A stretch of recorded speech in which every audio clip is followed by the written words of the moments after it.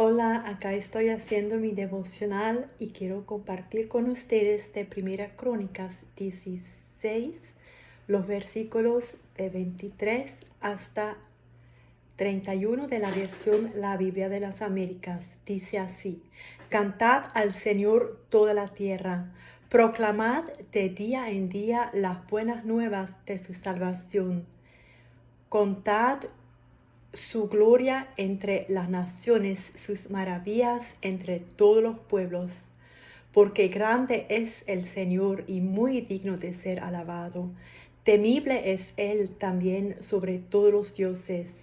Porque todos los dioses de los pueblos son ídolos, mas el Señor hizo los cielos.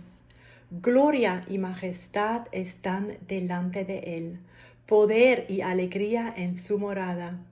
Tributad al Señor, oh familias de todos los pueblos, tributad al Señor gloria y poder.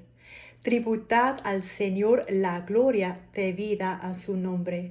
Traed ofrenda y venid delante de Él. Adorad al Señor en la majestad de la santidad.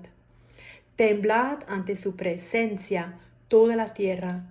Ciertamente el mundo está bien afirmado, será inconmovible. Alégrense los cielos y regocíjense la tierra. Y digan entre las naciones: el Señor reina.